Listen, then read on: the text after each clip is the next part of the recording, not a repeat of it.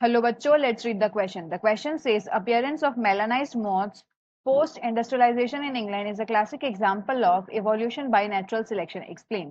तो बच्चों में क्वेश्चन में ये पूछा गया है कि मेलानाइज्ड मॉथ की appearance post industrialization in England में वो एक क्लासिक एग्जाम्पल है इवोल्यूशन बाय नेचुरल सिलेक्शन का. हमें उसको एक्सप्लेन करना है, हमें उसे समझाना है. सो हमारे क्वेश्चन का जो की कॉन्सेप्ट है,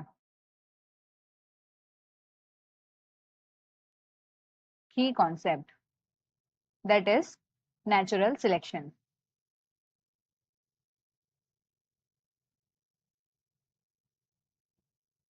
नेचुरल सिलेक्शन. तो नेचुरल सिलेक्शन क्या है बच्चों? नेचुरल सिलेक्शन बेसिकली एक थ्योरी है वेयर बाय जो नेचर है वो सिलेक्ट करते हैं ऑर्गेनिजम्स, जो नेचर है वो सिलेक्ट करते हैं वेरिएशंस. तो नेचर सिलेक्ट्स वेरिएशंस जो कि हेरिटेबल होते हैं. So this variations are heritable, मतलब वो इंडिविजुअल्स जिनमें कुछ वैसे वेरिएशंस होते हैं जो कि क्या होते हैं? हेरिटेबल होते हैं. And they are best fit for survival. So they are best fit for survival. Now बच्चों हम यहाँ पे बात करेंगे one of the typical cases of natural selection, that is industrial melanism. So we will talk about industrial melanism.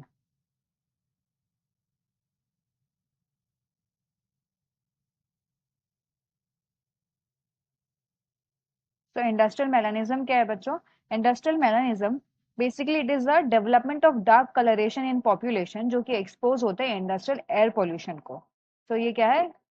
It is the development of dark coloration in population. और ये होता है किसकी वजह से? Due to exposure of industrial air pollution. So individuals are exposed to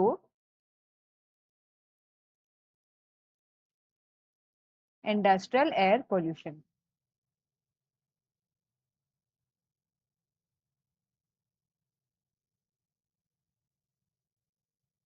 Industrial air pollution. And ये जो dark colour develop होता है बच्चों, it is not because of the dirt.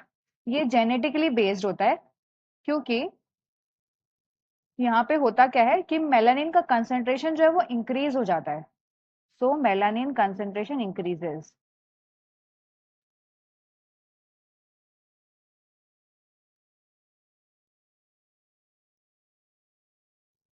So melanin का कंसेंट्रेशन इंक्रीज हो जाता है जिसकी वजह से ये डार्क कलर का डेवलपमेंट होता है.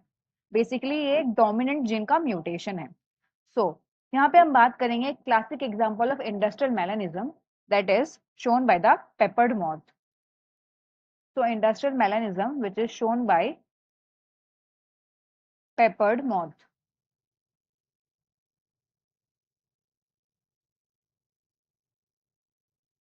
सो बच्चों जो पेपर्ड मॉथ है ये कहाँ पे प्रेजेंट होते हैं? यूजुअली ये ट्री के बाग्स में पाए जाते हैं. ट्री के बाग्स में ये रेस्ट करते हैं. So they rest on the tree barks. And ये दो वेराइटीज के होते हैं. So there are two varieties of them. एक है ग्रे कलर्ड, एक है grey coloured betularia. So one is grey colored betuleria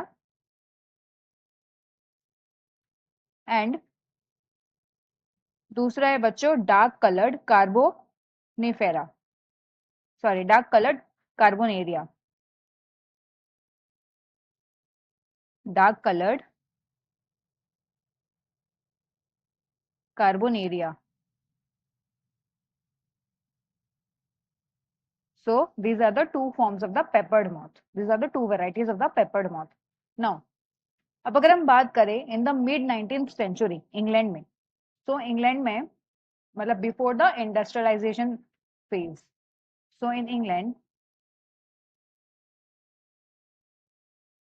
before industrialization, जब इंडस्ट्रियल रेवोल्यूशन नहीं हुआ था तब की हम बात करेंगे पहले.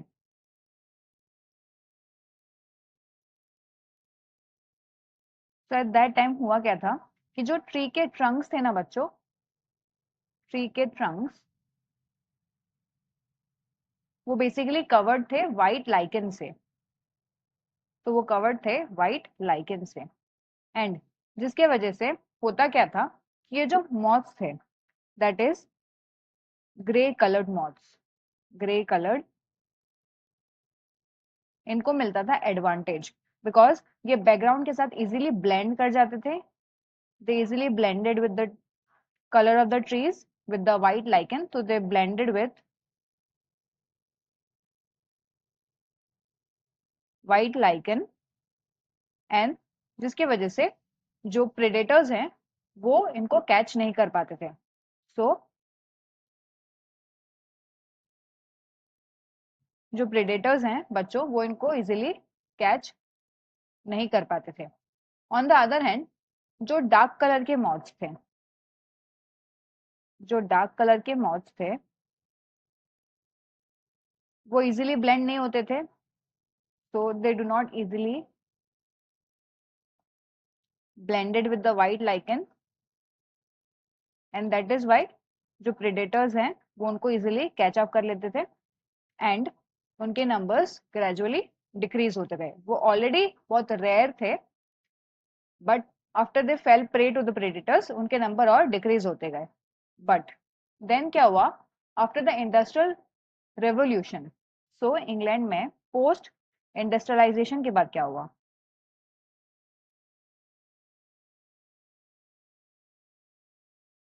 तो पोस्ट इंडस्ट्रियलाइजेशन मतलब जब इंडस्ट्रीज बहुत ज्यादा डेवलप हुई तो हुआ क्या, इंडस्ट्रियल एयर पोल्यूशन हुआ, इंडस्ट्रियल एयर पोल्यूशन, एंड जिसके वजह से ये जो ट्री ट्रंक्स है वो डार्क कलर के हो गए। सो ट्री ट्रंक्स में जो है स्मोक इकट्ठा होने लगा, स्मोक कवर कर लिया ट्री ट्रंक्स को, एंड जिसकी वजह से ये डार्क कलर के हो गए। नाउ इसके वजह से हुआ क्या, तो इसके वजह से बच्चों जो अब ग्रे कलर्ड के मॉथ्स थे, जो क्या थे, जो कि ग्रे कलर के moths,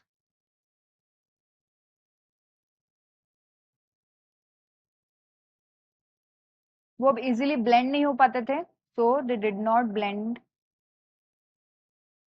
with the background with the tree trunk, and अब उनको प्रेडेटर्स इजीली कैच कर लेते थे। तो अब उनको प्रेडेटर्स इजीली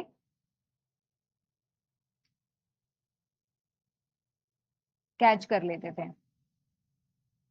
दैट मीन्स कि they fell prey to the predators. But जो डार्क कलर्ड मॉथ्स थे अब उनको मिला एडवांटेज। तो डार्क कलर्ड मॉथ्स